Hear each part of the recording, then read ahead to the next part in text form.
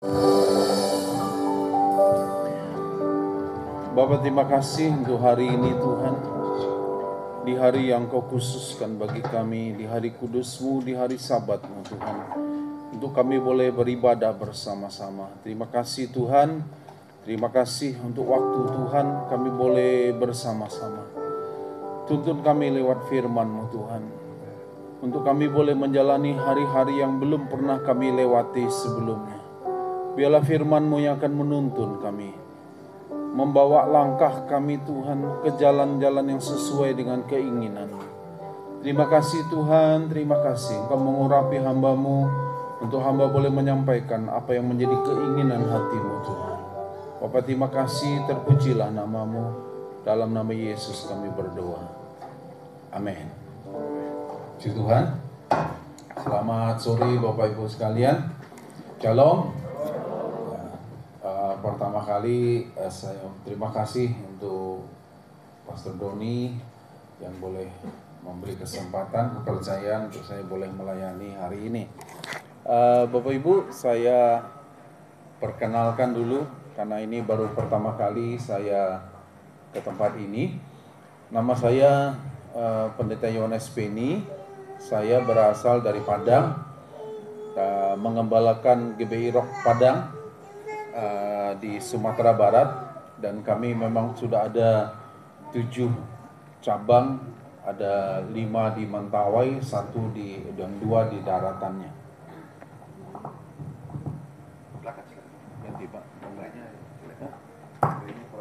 Oh iya, oke. Ya, mungkin itu perkenalan singkat saya. Saya sudah pada waktu kami merintis di Padang, Pak Doni ikut memberikan kingdom training buat kita yang di Padang.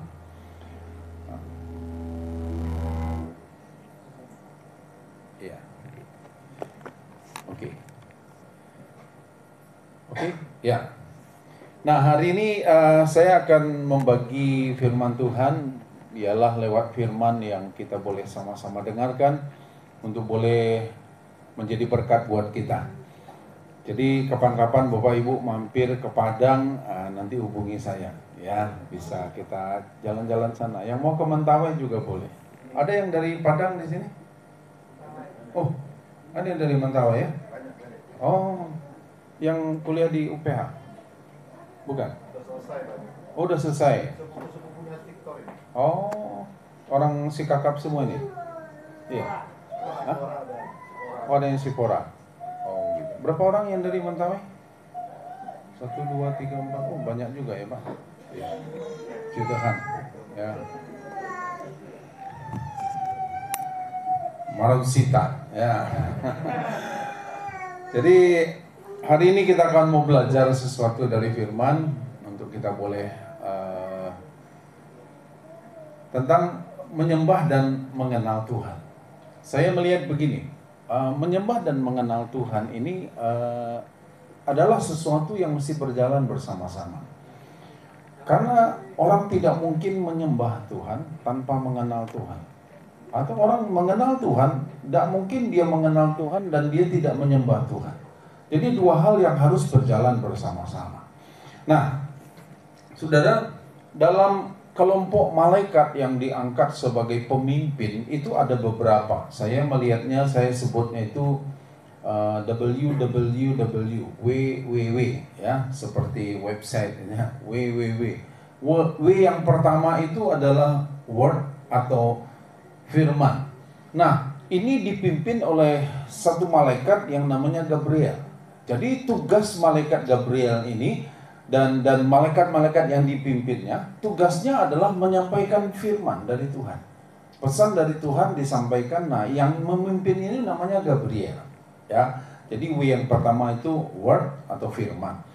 Jadi saudara tahu pada waktu Zakaria diberitahu melalui malaikat yang menyampaikan firman, tahun depan kamu akan punya anak, beri nama dia Yohanes. Nah, itu malaikatnya Gabriel namanya. Kemudian malaikat yang sama yang menyampaikan pesan kepada Maria, tahun depan kamu akan punya anak. Nah, ini namanya Gabriel. Jadi malaikat ini yang ditugaskan oleh Tuhan, nama pemimpinnya itu Gabriel. Dia khusus tugasnya itu. Jadi tugasnya hanya menyampaikan firman. Setiap pesan dari Tuhan yang perlu disampaikan itu pemimpinnya, malaikatnya namanya Gabriel. Kemudian ada malaikat W yang kedua, yaitu warrior. Warrior ini perang, ya. Malaikat ini dipimpin oleh malaikat yang bernamanya Mikael. Dan ada satu lagi namanya kerub. Nah, kerub ini memang dikasih tugas juga secara khusus oleh Tuhan pada waktu Adam dibuang dari Taman Eden. Kemudian kerub ini yang menjaga pintu masuk ke Taman Eden lagi. Dia berjaga-jaga di depan pohon kehidupan, karena gitu. Nah, satu kali peristiwa juga kemudian pada waktu dalam kitab Daniel menceritakan ada Daniel berdoa, dikatakan ada kuasa kegelapan yang menghalangi doa itu. Nah, kemudian Tuhan perintahkan malaikat namanya di bawah pimpinan Mikael. Nah, Mikael ini masih tugasnya dia yaitu perang-perang. Tentu bukan perang Iran dan Irak, terus dia yang Mikael yang perang, bukan itu. Tapi dalam peperangan rohani, itu malaikat ini Mikael lah pemimpinnya. Nah, satu peristiwa juga kemudian pada waktu orang Israel dengan orang Asyur, kemudian dikatakan pada waktu itu mereka berseru kepada Tuhan, dan dikatakan pada waktu itu kemudian Tuhan mengutus satu malaikat, dan kemudian satu malaikat aja. Nah, kemungkinan besar itu adalah malaikat kerub itu tadi, malaikat perang itu. Dan dikatakan malaikat kerub itu datang 185.000 orang Asyur mati dalam sekejap. Nah, W yang ketiga yaitu malaikat yang ketiga itu namanya worship, yaitu namanya Lucifer. Nah, kita tahu ceritanya Lucifer kemudian meninggikan dirinya. Dia dikatakan bintang fajar atau bintang timur itu. Dia meninggikan dirinya dan kemudian dia dicampakkan oleh Tuhan. Jabatannya dilepas, dicopot. Kalau polisi kan namanya apa? Desertasi, ya. Dibuang kalau di angkatan angkatan darat apa-apa tuh nama. Dan kemudian dia jabatannya itu dia dibuang, dan dia dibuang, dan jabatannya sebagai worshipper, sebagai orang yang menyembah Tuhan, itu Alkitab tidak mencatat bahwa Tuhan menugaskan orang lain, malaikat yang lain untuk menggantikan posisi Lucifer. Tidak. Jadi posisi Lucifer ini tidak ada penggantinya, dan Tuhan tidak utus malaikat yang lain, tidak ganti malaikat yang lain untuk memimpin worship, penyembahan kepada Tuhan. Nah, saudara, di sini kita melihat bahwa memang Tuhan tidak mengganti. Kenapa? Karena memang Tuhan punya tujuan. Tujuannya Tuhan adalah bahwa Dia itu mencari bukan lagi malaikat, tetapi Dia itu mencari manusia sebagai penyembah. Nah, kita buka Yohanes pasal yang keempat. Kita akan lihat firman-Nya. Yohanes pasal yang keempat katakan begini. Kita tahu waktu ini percakapan Yesus dengan perempuan Samaria. Ayat yang ke-22 mulai saya akan bacakan. Kamu menyembah apa yang tidak kamu kenal. Kami menyembah apa yang kami kenal, sebab keselamatan datang dari bangsa Yahudi. Tetapi saatnya akan datang dan sudah tiba sekarang bahwa penyembah-penyembah benar akan menyembah Bapa dalam roh dan kebenaran. Sebab Bapa menghendaki penyembah-penyembah demikian. Allah itu roh, dan barang siapa menyembah Dia harus menyembahnya dalam roh dan kebenaran. Ini percakapan Yesus dengan perempuan Samaria. Dan Tuhan katakan, Tuhan menghendaki penyembah yang demikian. Kenapa? Karena memang Tuhan itu mau manusia. Siapa manusia yang bagaimana? Yang ditebus oleh darahnya. Dan dialah yang Tuhan mau menggantikan posisi Lucifer sebagai penyembah. Saudara, kita harus bedakan antara penyembah dengan penyembahan. Penyembah itu bicara tentang orangnya. Penyembahan sesuatu yang diberikan oleh orang itu. Nah, saudara, jadi Tuhan menghendaki penyembahnya memberikan penyembahan. Nah, yang Tuhan menghendaki, Tuhan cari itu penyembahnya. Kita, orang-orangnya yang Tuhan cari. Nah, saudara, jadi saudara ini dicari Tuhan, dan Tuhan menghendaki saudara yang menggantikan posisi siapa? Lucifer itu. Makanya Tuhan tidak tunjuk malaikat yang lain. Kenapa? Karena Tuhan mencari manusia. Dan orang-orang yang sudah ditebus oleh darah Yesus, orang itulah yang Tuhan mau kehendaki untuk menjadi apa? Penyembah. Nah, saudara, kalau penyembahnya benar, maka penyembahannya pasti benar. Setuju? Ya, kalau penyembah orangnya ini benar, maka penyembahannya pasti benar. Ada orang-orang yang berprinsip, saya kasih istilah Kristen sapu gitu. Saudara tahu sapu? Menurut Bapak Ibu, saudara sekalian, sapu ini bersih apa kotor? Bersih apa kotor? Bersih apa kotor? Bersih. Gimana kalau kita lap meja pakai sapu? Gimana Bu? Setuju Bu? Katanya bersih. Sapu ini bersih apa kotor? Kotor kan? Orang dia bekas debu, tapi dia bilang gini, yang kotor bisa membersihkan yang kotor juga. Loh, kita kan nyapu membersihkan lantai pakai apa? Pakai sapu. Sapu yang bersih apa sapu yang kotor? Kotor. Jadi ada orang Kristen yang berpikir, tidak apa-apa lah, yang penting kan orang lain diberkati. Orang lain kan mendapatkan sesuatu lewat hidupku. Sebetulnya nggak bisa, saudara. Jadi ingat, penyembahnya benar, maka penyembahannya pasti benar. Ya, suatu kali kita dihebohkan oleh satu gereja yang hebat, Hillsong. Dia kemudian orang itu dikeluarkan dari gerejanya. Kenapa? Karena dia buat pengakuan bahwa dia ini adalah gay, homo. Dan kawan gaynya itu satu dia. Jadi kan kalau orang gay ini kan suami istri, dia laki-laki sama laki-laki kan. Dan kawannya itu adalah yang jadi itu singernya.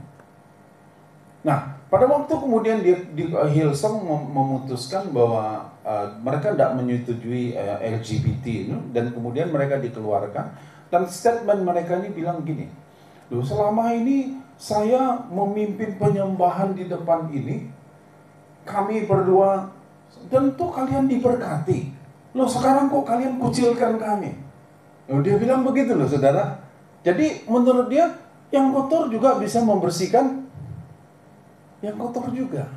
Sebetulnya nggak bisa, saudara. Ya, nah jadi di sini kita lihat bahwa penyembahnya itu mesti benar dulu. Ya, penyembahnya ini mesti benar.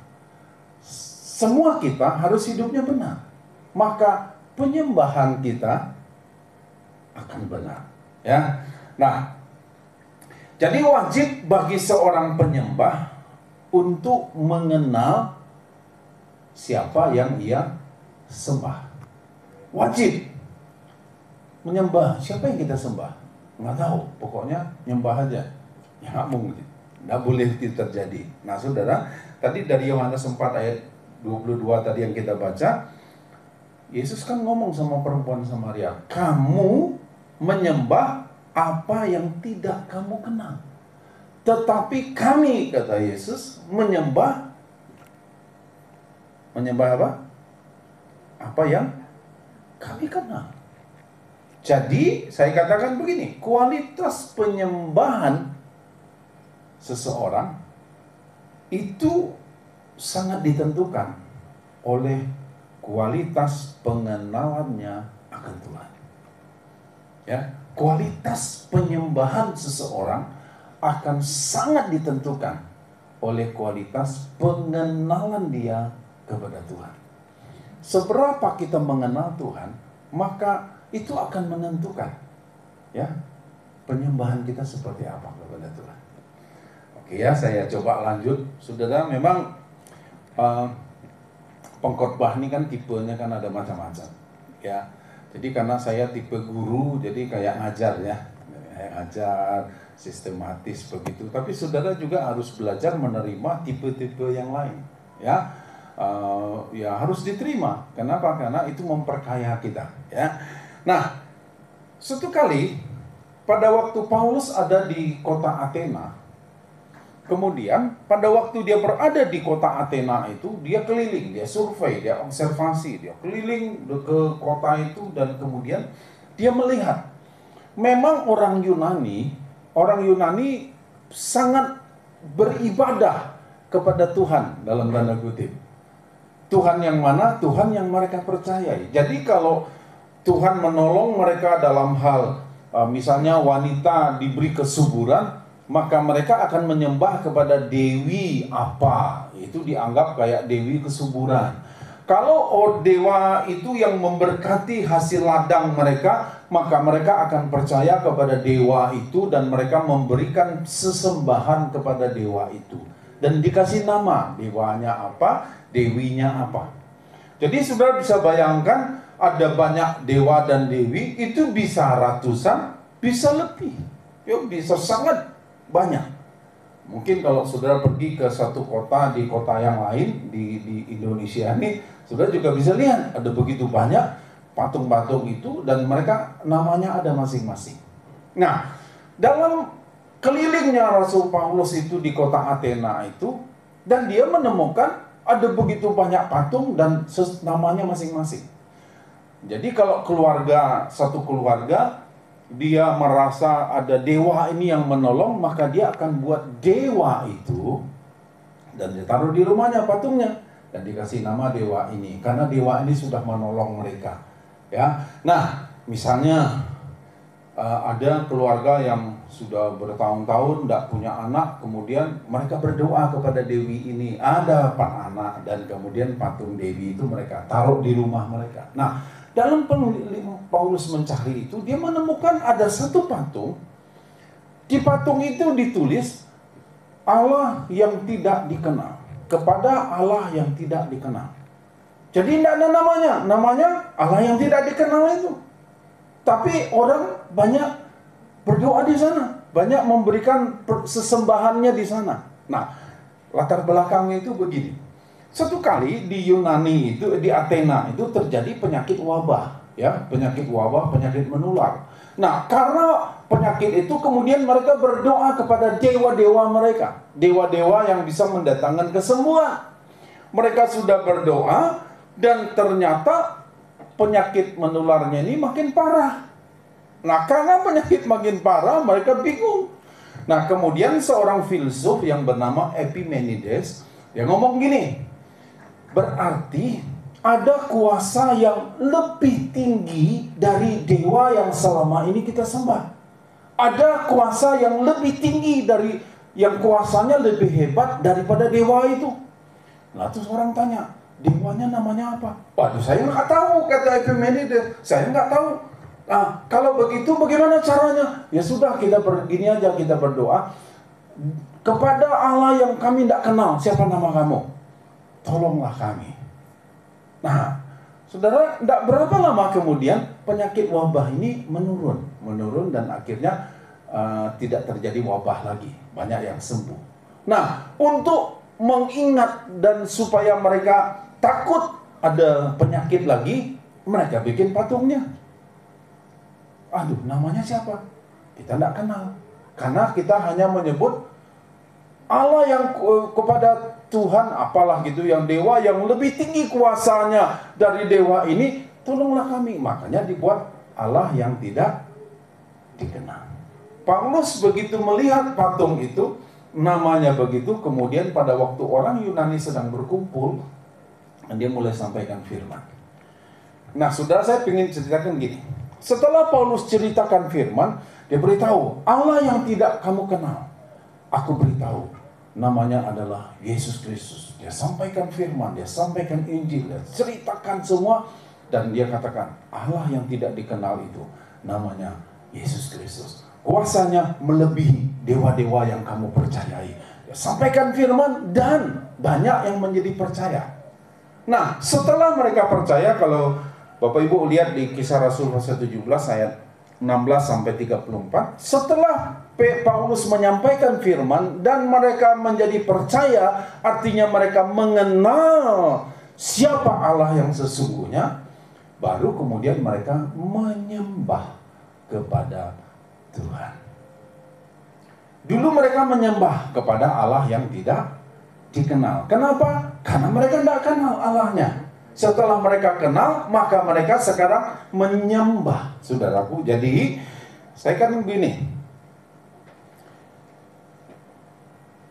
kualitas pengenalan kita akan Tuhan akan sangat menentukan penyembahan kita kepada Tuhan. Ya, nah, Tuhan menyukai pengenalan akan Tuhan melebihi korban atau penyembahan ini. Jadi Tuhan mau dulu kita kenal. Supaya apa? Supaya kita kenal dulu kepada siapa kita menyembah. Jadi pada waktu kita bilang, Tuhan Engkau baik, kita tahu kepada siapa kita tujukan. Perkataan Tuhan itu baik. Atau Tuhan Engkau begitu mulia, kita kenal Dia. Jadi itulah, saudaraku, Hosea pasal 6 ayat 6 katakan, sebab aku menyukai kasih setia dan bukan korban sembelihan, dan menyukai apa? Pengenalan akan Allah lebih. Bukan berarti Tuhan tidak mau korban, tapi Tuhan mau menyukai pengenalan akan Allah melebihi korban-korban itu. Orang yang membawa korban belum tentu karena dia mengenal Tuhan, tapi orang yang mengenal Tuhan pasti dia membawa korban. Kenapa? Karena dia kenal. Alkitab berkata, janganlah seseorang datang ke rumah Tuhan dengan tangan hampa. Dia mesti bawa sesuatu. Apa itu?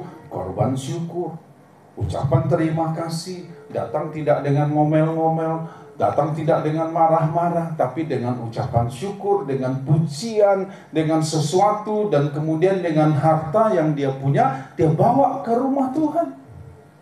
Jadi, saudaraku, pengenalan akan Tuhan itu sangat penting buat kita.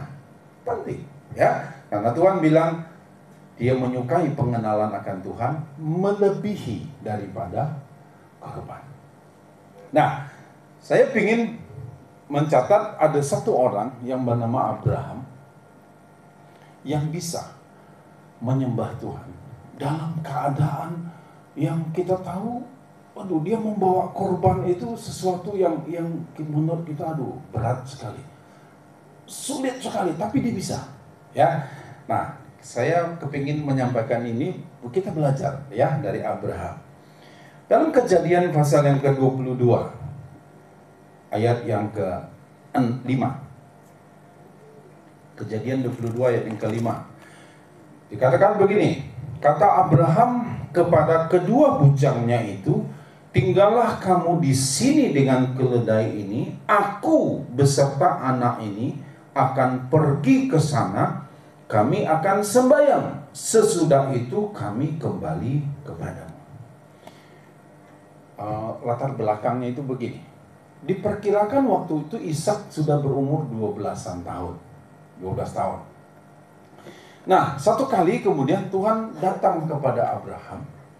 Dan dia ngomong gini, Abraham, persembahkan Ishak, anakmu yang kau kasihi, sebagai korban.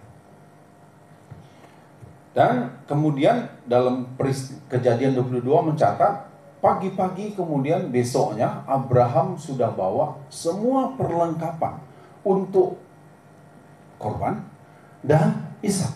Dan dia bawa 2 orang bujangnya untuk menyertai, ya, untuk bawa persediaan mereka. Kemana? Dia belum tahu. tapi Tuhan akan tuntun dia. Nah, kemudian sampai dia di kaki Gunung Moria, Tuhan menuntun dia ke sana, dan kemudian mulai muncul perkataan ini. Abraham bilang gini sama dua orang bujangnya, kamu tunggu sini, aku dan anak ini, berarti berapa orang? 2 orang. Aku dan anak ini, artinya Abraham dan Ishak. Aku akan pergi ngapain? Sembahyang. Ya kan dia bilang gini, pergi ngapain? Sembahyang. Di dalam bahasa Ibrani-nya, Perjanjian Lama kan dalam bahasa Ibrani, kata sembahyang itu dituliskan, atau sembahyang atau berdoa itu sacah, ya. Bahasanya, bacaannya saukau gitu ya. Nah, artinya itu menyembah. Jadi pada waktu Abraham ngomong, aku dan anak ini, kami akan saukau, kami akan menyembah. Ya, kami akan menyembah. Artinya juga dalam pengertian yang lain, artinya menyembah itu sujud menyembah. Ya, sujud menyembah, atau pengertian yang lain tersungkur, merendahkan diri di hadapan keagungan Tuhan. Itu arti kata saukau tadi, ya. Di sana ada ditulis, ya. Nah, saudara, jadi Abraham ngomong sama mereka, kami akan pergi menyembah Tuhan. Sesudah itu, sesudah kami menyembah Tuhan, dikatakan aku dan anak ini, terus dia bilang apa? Kami, berarti berapa orang?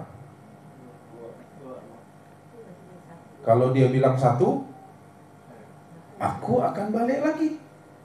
Anak ini sudah mati dikorbankan di sana, kan gitu. Tetapi Abraham bilang apa? Kami akan apa? Akan kembali kepadamu.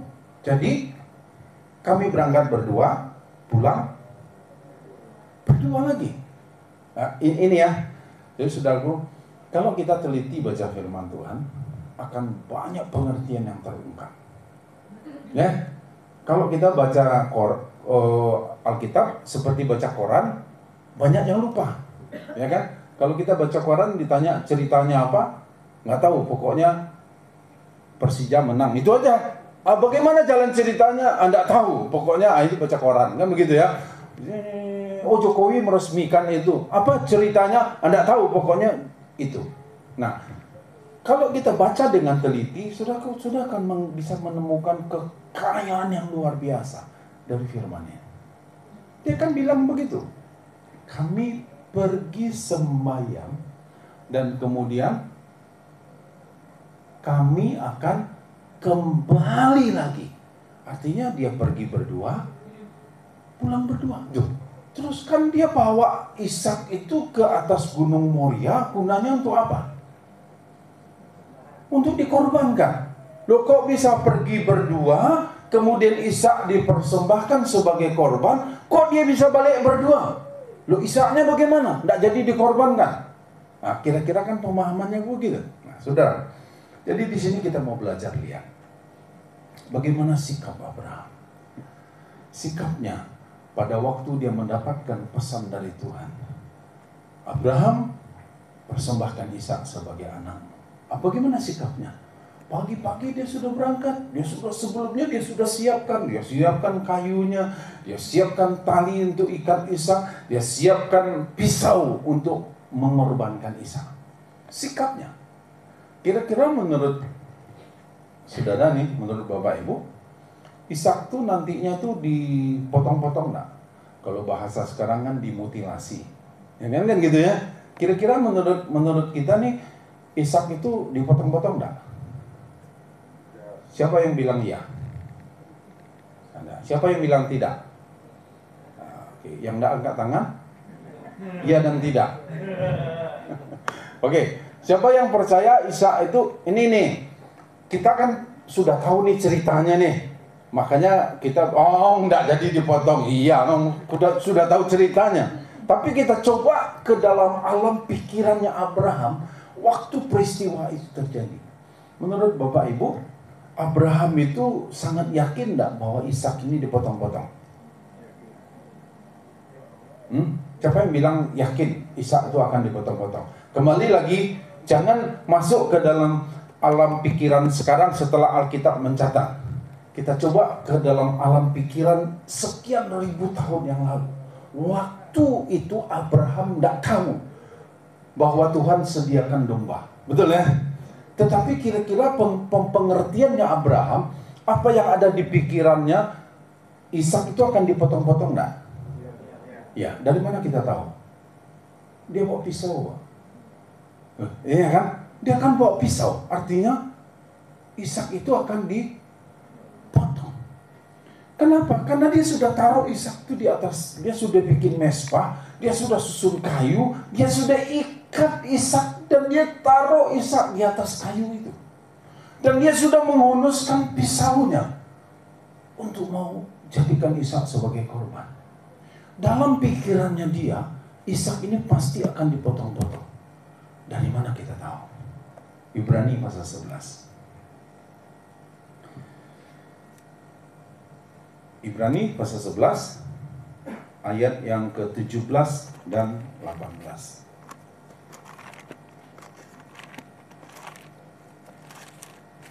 Jadi Alkitab dia sebetulnya dia sudah catat semua. Ya, Ibrani 11 ayat 17 sampai 19. Saudara, pengkhotbah ini kan cuma pintar sehari dari saudara. Ya, betul ya? Kenapa? Karena saudara tidak tahu apa yang akan saya sampaikan.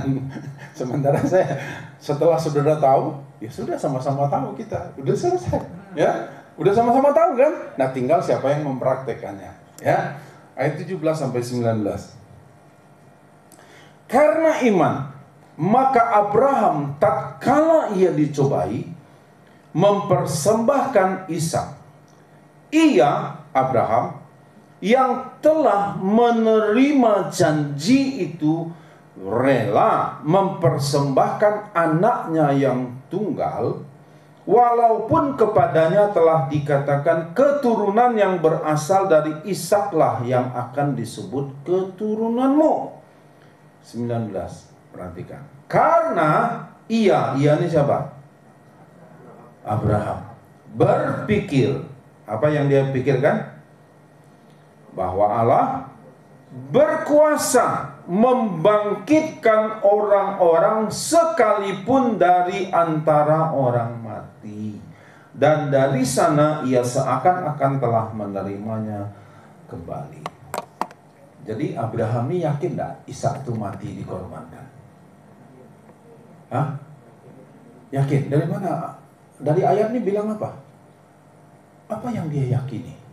Allah berkuasa membangkitkan orang yang sudah mati. Artinya Ishaknya akan mati enggak?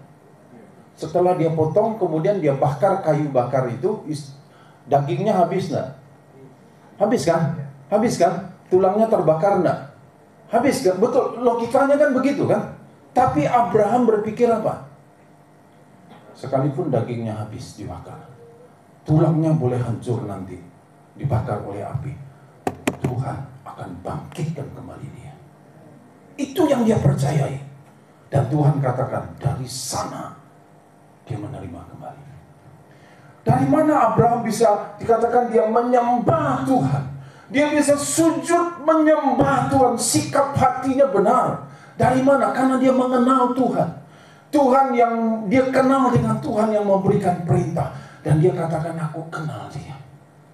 Saudaraku, kalau kita coba flashback sedikit, bagaimana kemudian Abraham, ya di satu peristiwa, dikatakan sebelum itu Ishak belum lahir. Tapi pada waktu peristiwa itu kemudian dikatakan Lot keponakannya sedang ada dalam tawanan. Dan Abraham dicatat dalam kitab Kejadian itu bahwa Abraham hanya dengan 318 orang yang dia punya mengalahkan 4 raja yang punya pasukan 4 kota. Dia kalahkan hanya dengan 318 orang di Sidib. Dan ada satu peristiwa kemudian dikatakan pada waktu Abraham mendapatkan Ishak lahir, dia umur berapa? 100 tahun. Sarah berumur 90 tahun. Dan Alkitab mencatat, pada waktu Abraham berumur 99 tahun, Tuhan datang sama Abraham. Abraham, aku kan ambil janji, tahun depan kamu akan punya anak. Dan Alkitab mencatat, sampai umur 99 itu, Abraham sudah mati pucuk. Bahasa kekiniannya, Abraham impoten. Sarah sudah mati haid, menopause. Artinya apa? Kalau dia di USG, sel telurnya nol. Tidak ada kemungkinan. Abraham sudah impoten, Sarah sudah menopause. Tidak ada kemungkinan punya anak. Maaf kalau saya bilang terlalu vulgar. Ya, saya katakan begini, Abraham, dia sudah tidak bisa bersetubuh dengan Sarah lagi. Kenapa? Karena dia impoten. Tapi kemudian pada waktu Tuhan datang kepada Abraham, dan dia katakan, Abraham, tahun depan anak ini akan lahir.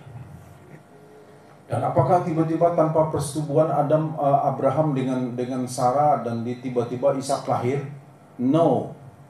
Karena Alkitab mencatat setelah Sarah meninggal, kemudian Abraham menikah lagi dan dia punya anak lagi. Artinya apa?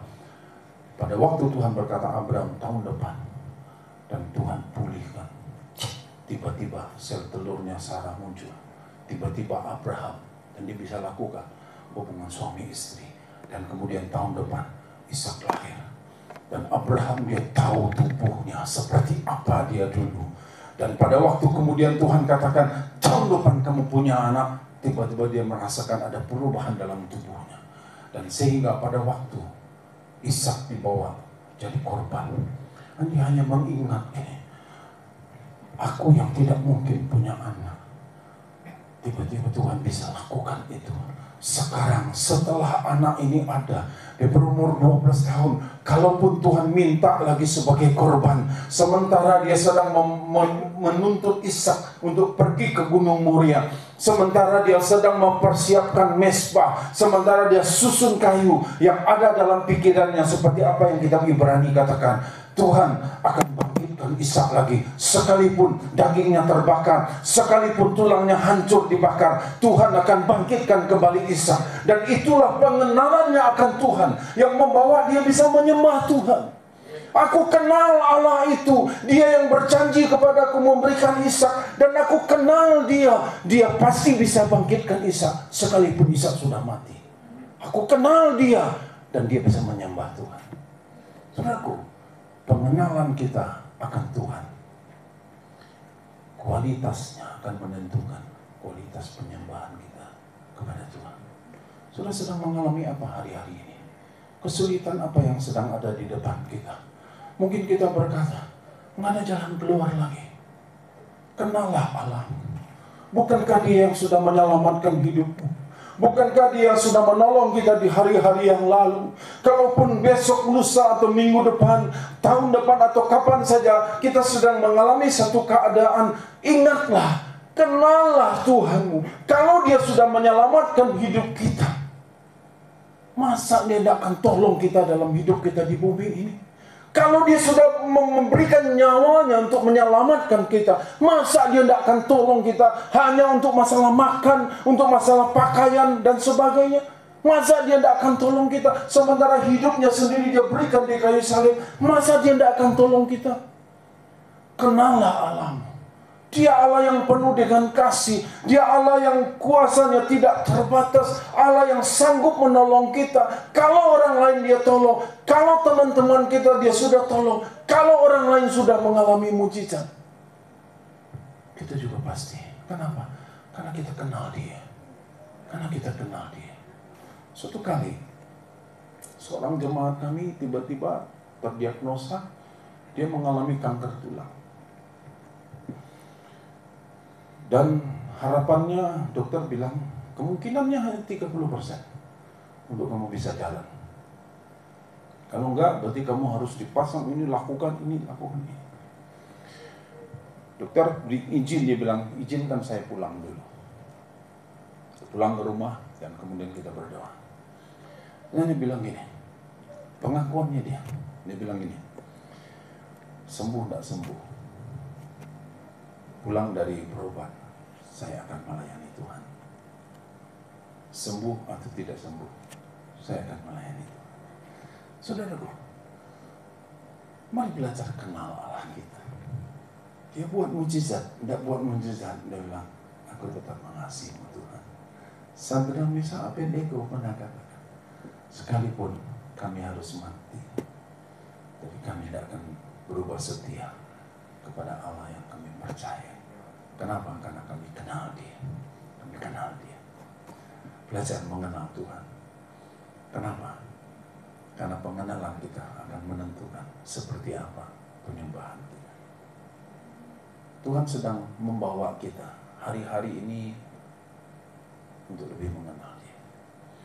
Bukankah COVID juga membuktikan bahwa ada banyak orang yang tidak mengasihi Tuhan? Dan COVID juga membuktikan banyak hal kepada orang. Tapi hari-hari ini, mari kita mau belajar menyembah Tuhan melalui pengenalan kita akan Tuhan. Kita akan lihat ayat yang terakhir, Hosea pasal 4 ayat yang ke-6. Firman Tuhan katakan begini, umatku binasa karena tidak mengenal Allah. Karena engkaulah yang menolak pengenalan itu, maka aku menolak engkau menjadi imamku. Dan karena engkau melupakan pengajaran Allahmu, maka aku juga akan melupakan anak-anakmu. Tuhan sangat menyukai, Tuhan sangat senang kita bisa mengenal Dia.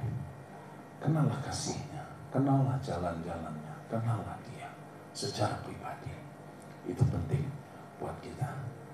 Karena pengenalan kita akan Tuhan akan menentukan penyembahan kita seperti apa. Mari kita berdoa. Bapak, terima kasih untuk hari ini. Ini kami Tuhan, ampuni kami. Seringkali kami Tuhan salah mengartikan tentang apa yang Engkau kerjakan dalam hidup kami, karena kami tidak mengenal Engkau. Ampuni kami Tuhan, ampuni kami Tuhan. Tapi biarlah hari-hari ini kami boleh belajar. Kami belajar untuk mengenal Engkau lebih lagi Tuhan, lebih lagi Tuhan. Engkau mengasihi kami semua, Engkau sayang kepada kami semua. Terima kasih Tuhan.